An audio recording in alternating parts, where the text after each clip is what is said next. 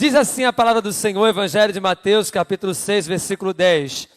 Venha o teu reino, seja feita a tua vontade, assim na terra como no céu. Amém? Também Hebreus 9, 3 e 4. Aleluia. Diz assim a palavra: mas depois do segundo véu, estava o tabernáculo que se chama o Santo dos Santos, que tinha o incensário de ouro e a arca da aliança coberta de ouro em todo o redor, em que estava um vaso de ouro que continha o maná e a vara de Arão que tinha florescido e as tábuas da aliança, ou em outras traduções, as tábuas da lei. Amém? Você pode se assentar em nome de Jesus. O tema desta mensagem é Venha o teu reino, que é o tema da campanha deste mês. É desse mês ou são 7 semanas? 7 semanas de campanha. E eu louvo ao Senhor, irmãos, porque essa palavra queimou o meu coração durante esses dias. E nós iremos entender o porquê que o Senhor ministra em nosso coração esses 2 versículos. No decorrer da mensagem nós iremos entender juntos aqui. O reino de Deus, irmãos, ele é poderoso. E o reino de Deus já é declarado sobre nós desde o início da humanidade. Desde o Éden, após a queda do homem, o reino de Deus já é declarado. Não é à toa que Gênesis capítulo 3, versículo 15, vai dizer: e porém inimizade entre ti e a mulher, Deus sentenciando a serpente, entre ti e a tua semente e a semente dela, esta te ferirá a cabeça, mas a descendência dela, da mulher, lhe pisará a cabeça. Então já é um apontamento profético para o reino de Deus. A serpente que tipifica Satanás, a inimizade entre as gerações que viriam depois, né? Os filhos de Eva, e nós somos essa herança adâmica. Mas a promessa se cumpre. Se cumpre em quem? Em Cristo Jesus. Então a declaração do reino está desde o Éden. O reino de Deus também é profetizado durante muitos anos através dos profetas. Não foi apenas um, mas vários profetas apontavam para a vinda do Messias e o reino de Deus que seria manifestado sobre a terra. Eu queria destacar para você aqui apenas um profeta, porque o tempo não nos permite falar de todos. Mas eu queria citar Isaías capítulo 53, versículos de 4 a 7. Verdadeiramente Ele tomou sobre si as nossas enfermidades e as nossas dores levou sobre si, melhor dizendo, e nós o reputávamos por aflito, ferido de Deus e oprimido, mas Ele foi ferido por causa das nossas transgressões e moído por todas as nossas iniquidades. O castigo que nos traz a paz estava sobre Ele, e por suas pisaduras nós fomos sarados. Então os profetas anunciavam o reino de Deus. Isaías, que eu acabei de ler, ele profetiza acerca do reino e acerca do Messias 600 anos antes de Cristo nascer. Oh, que glória! Nós vemos também o reino do Messias ser apontado por João Batista. João, que é o homem de Deus, o profeta, o pregador de um só sermão. E naqueles dias apareceu João Batista pregando no deserto da Judéia e dizendo: arrependei-vos, porque é chegado o reino do céu. Então João, ele profetiza acerca da vinda do Messias. Ele que prepara o caminho para o Salvador. O reino de Deus também, queridos, ele é manifestado e ele é inaugurado através de Cristo. Cristo é a marca do reino inaugurado sobre a terra. E nós glorificamos ao nome do Senhor, porque Ele cumpriu o propósito do Pai. E porque Ele cumpriu o propósito do Pai, nós estamos aqui hoje, para declarar a bênção e a graça do Senhor. Não é à toa que Filipenses 2 vai dizer: e sendo encontrado na forma humana, humilhou-se a si mesmo e foi obediente até a morte, e morte de cruz. Por isso Deus o exaltou à mais alta posição e lhe deu o nome que está acima de todo nome, para que ao nome de Jesus se dobre todo o joelho, no céu, na terra e debaixo da terra, e toda a língua confesse que Jesus Cristo é o Senhor. Ele é o plano perfeito. Ele manifesta o cumprimento do propósito do Pai. E onde eu quero chegar? Quando Cristo, Ele ensina ali os seus discípulos a oração do Pai Nosso. E Ele declara o versículo que nós acabamos de ler: venha o teu reino, seja feita a tua vontade, assim na terra como no céu. Ele está ali declarando o plano que Ele mesmo iria executar, cumprindo o propósito do Pai. E agora eu quero entrar na mensagem desta noite, irmãos. Isso aqui foi uma introdução. Agora, o reino de Deus já está inaugurado em Cristo. E eu preciso entender na minha vida hoje, qual é o meu papel dentro do reino? Qual é o meu propósito dentro do reino? Para o que Deus me chamou dentro do reino. Isso é tão importante, irmãos, que o Evangelho de Mateus vai anunciar o reino dos céus, citando 34 vezes o seu Evangelho. O reino dos céus. 5 vezes o reino de Deus. Marcos, Lucas, João vai só destacar o reino de Deus. Não há distinção entre o reino dos céus e o reino de Deus. É a mesma coisa. Mas o ponto é, para o que Deus me chamou dentro desse reino que foi inaugurado. Qual é o meu propósito? Qual é o meu papel? O que eu preciso carregar? E toda a Bíblia vai me dar uma série de apontamentos para que eu possa entender o meu propósito do reino. Eu quero dizer e ousar dizer que nós somos uma geração privilegiada, porque nós ouvimos a profecia. O Isaías, por exemplo, 600 anos antes, e ela se cumpriu. Eles tinham nas mãos somente a Torá e a antiga aliança. Nós temos a Torá, a antiga aliança e a nova aliança. Nós somos a geração que podemos testificar com a palavra que o reino de Deus está sobre nós. E nesses dias o Senhor quer ressuscitar em nós, ou nos fazer entender qual é o nosso papel dentro do reino. E o Senhor me ministrou através desse texto de Hebreus. A primeira coisa que eu quero destacar para que aqueles que entendem o reino de Deus e que precisam viver esse propósito, precisam entender que nós hoje somos a arca de Deus. Nós carregamos a presença. O texto que nós lemos em Hebreus diz que havia uma arca no Santo dos Santos. E eu vou falar dos 3 elementos que estão dentro dessa arca. Mas a primeira coisa que eu quero destacar é a própria arca. Lá no passado, eles tinham que carregar a arca onde? Nos ombros.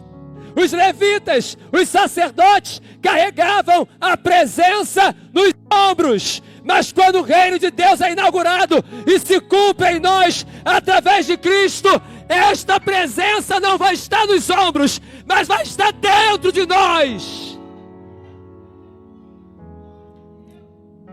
O que estava por fora, agora está dentro. Você e eu carregamos a presença dentro de nós.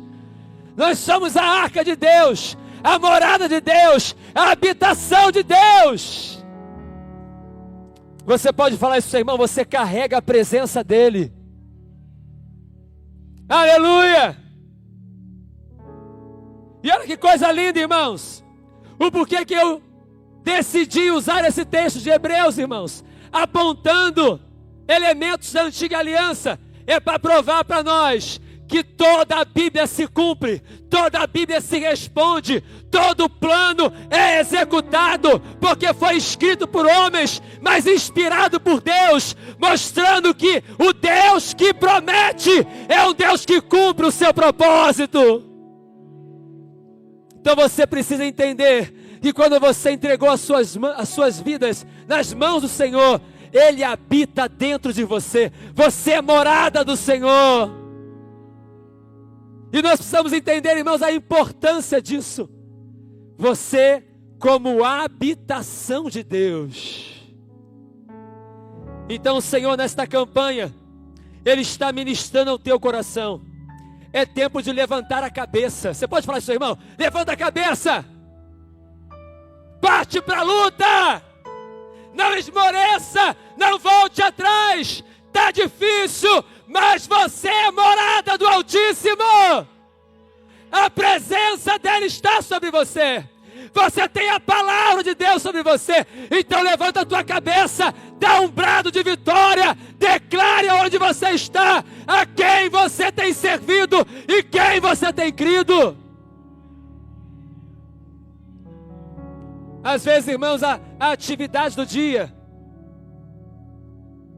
nos tira desta presença. É tão difícil às vezes uma pessoa fazer um devocional. É tão difícil a pessoa tirar um momento do seu dia para buscar o Senhor. E precisamos romper para isso, porque nós somos o quê? A habitação do Senhor. Então a arca do Senhor estava no lugar especial, no Santo dos Santos. No Santo dos Santos não entra qualquer um, não entra de qualquer maneira, não entra de qualquer jeito. O sacerdote ficava até com um sininho, né? E uma corda, porque se estivesse em pecado e o sino parava de balançar, é sinal de que o sacerdote foi fulminado. Agora trazendo para nós que recebemos a graça de ver na palavra o reino que foi inaugurado e que somos a habitação de Deus.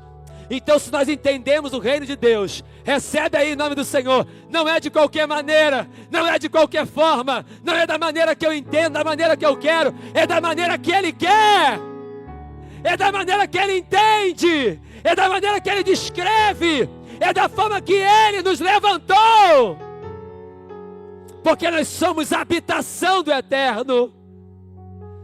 Não é do meu jeito de falar, do meu jeito de agir, do meu jeito de manifestar o meu desejo, mas é a vontade dEle. Será que você nessa campanha, você ousa levantar as suas mãos e declarar com os seus lábios: Senhor, eu quero que a Tua vontade se cumpra em mim? Você pode declarar isso em nome de Jesus: Senhor, eu quero que a Tua vontade se cumpra em mim.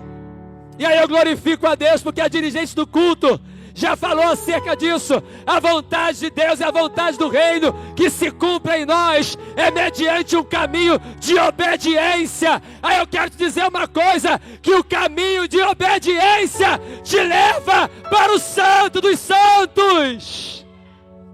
O caminho de obediência te leva a carregar a presença, não por fora, mas por dentro de você.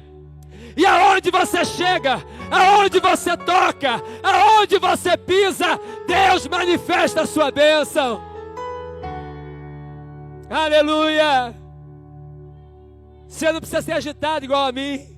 Você pode ser calminho, tranquilo, mas Deus vai manifestar do mesmo jeito a sua bênção, a sua graça, porque não é da forma, porque o nosso Deus, Ele é multiforma. Ele faz como Ele quer, Ele age como Ele quer, usa quem Ele quer, levanta quem Ele quer. O que vai marcar é aqueles que entenderam o propósito do reino e que carregam a presença dEle. Diga para o teu irmão: não tire a presença dEle do seu coração. Oh, continua mantendo a presença dEle viva em ti. Continue buscando essa presença, continue obedecendo, porque Deus vai te dar vitória. Aleluia.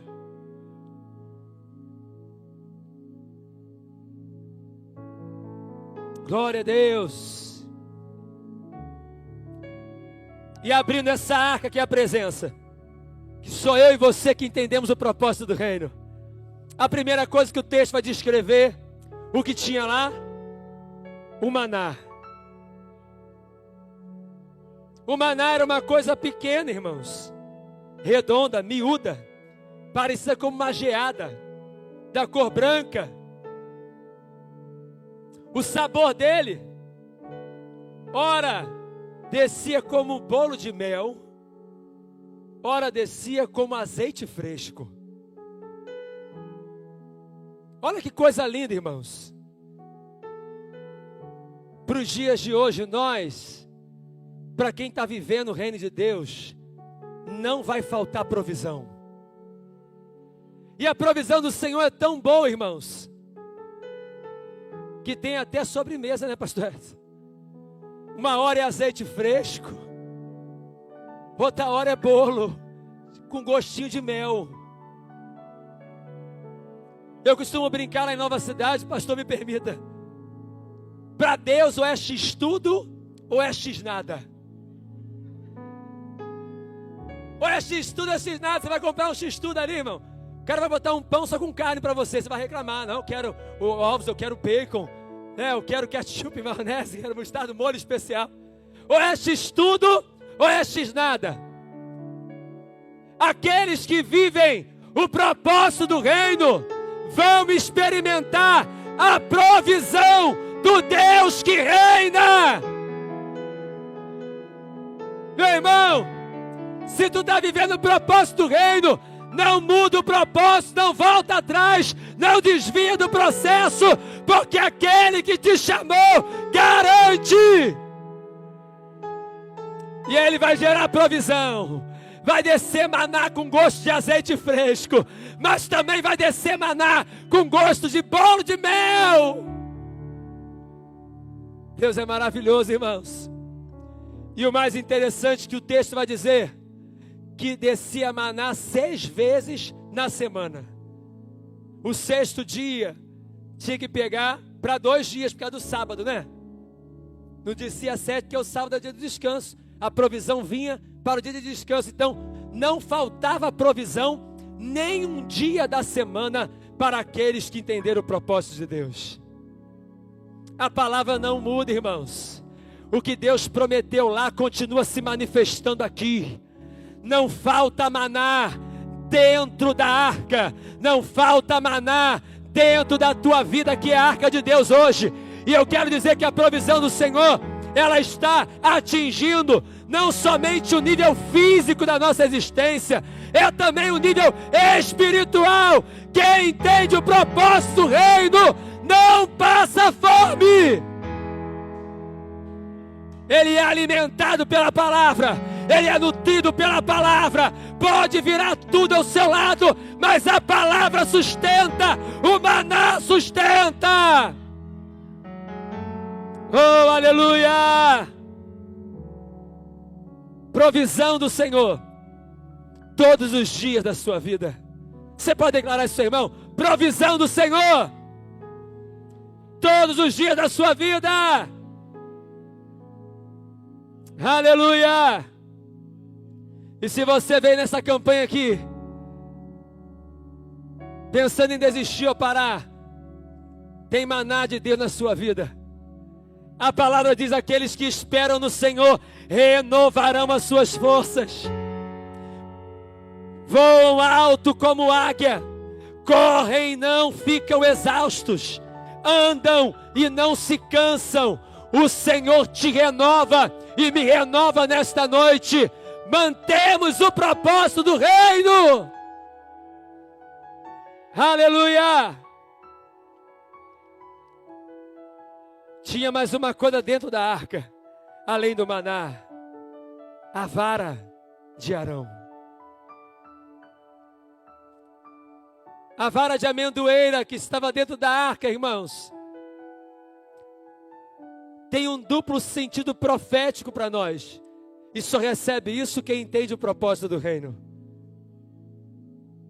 Primeiro sentido, a amendoeira, ela é a primeira árvore, era a primeira árvore a florescer durante a primavera.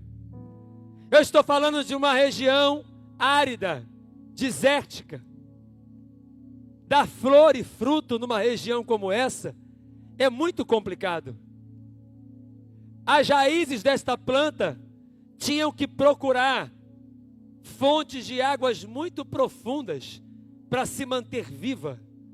E para florescer, mais nutrida ainda precisavam estar. Eu posso ousar dizer, irmãos, que aqueles que entendem o propósito do reino e são como essa analogia bíblica, como uma amendoeira, eles não se permitem deixar de florescer. A terra pode ser ruim, pode ser seca, pode estar tudo dando errado, mas eu não vou me permitir deixar de florescer. Sabe por quê, irmãos? Eu vou buscar no oculto. Eu vou buscar naquilo que não está aparente, não está diante dos olhos, está no secreto, está dentro da arca, está dentro de você. Eu vou esticar as minhas raízes e pegar água nas fontes profundas, porque a primavera está chegando e o decreto do reino é: vai florescer. Aleluia!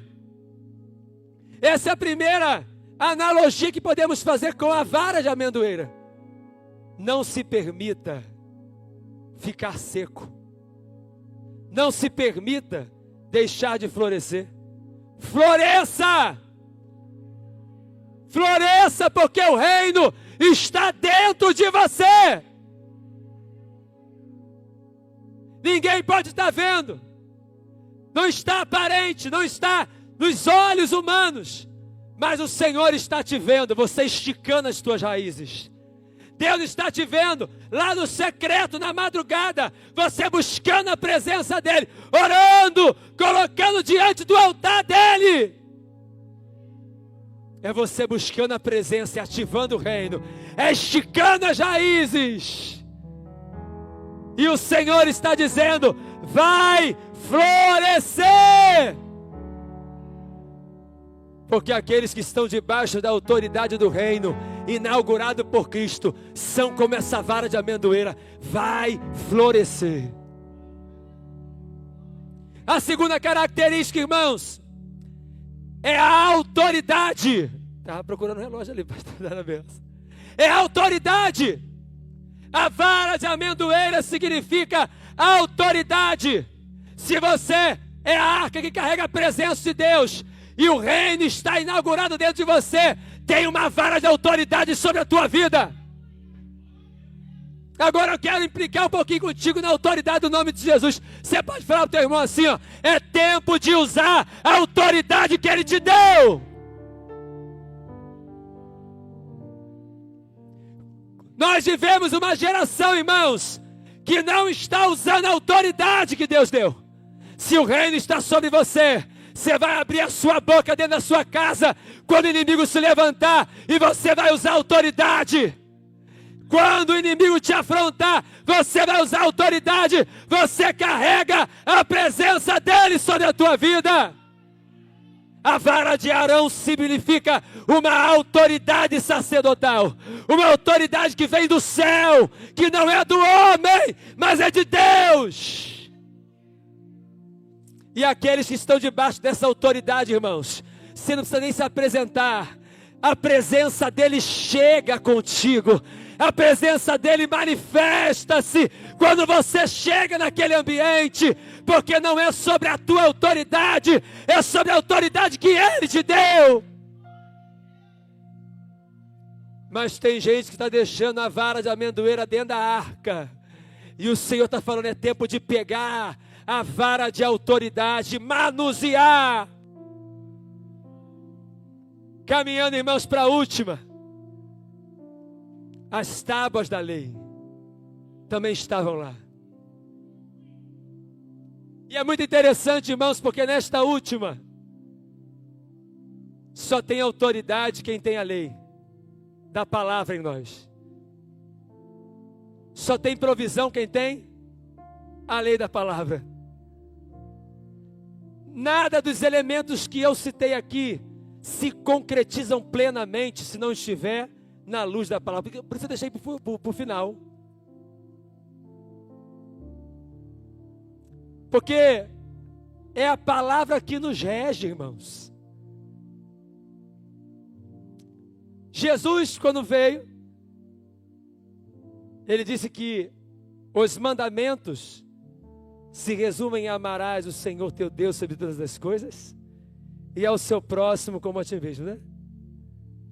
E quem ama, cumpre toda a palavra.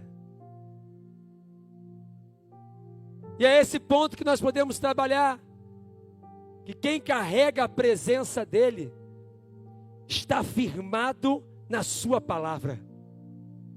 Quem carrega a presença dele é movido pela palavra. E olha que coisa linda, irmãos. As leis foram entregues para Moisés, escrito pela mão do próprio Deus, num monte que fumegava. Elias, o grande profeta, na carruagem de fogo. O Espírito Santo, ele desce em Atos 2, manifestando o seu poder, línguas repartidas como fogo. E a palavra, quando entra em nós, trata-nos, queima-nos. E um dos atributos do fogo é o que? É purificação. Nos purifica para que nós possamos o quê? Viver a plenitude do que o reino estabeleceu sobre nós. Cristo falou: o que eu fiz, as obras que eu fiz, vocês vão fazer maiores ainda. Mas só vai fazer, irmãos, e só pode declarar: venha o teu reino, seja feita a sua vontade, assim na terra como é no céu. Aqueles que estão vivendo debaixo dos tabernáculos do Altíssimo. Se eu nestes dias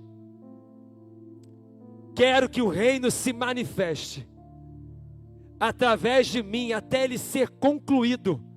E como ele vai ser concluído? No arrebatamento da igreja, aonde o inferno, os demônios e a morte serão totalmente dissipados.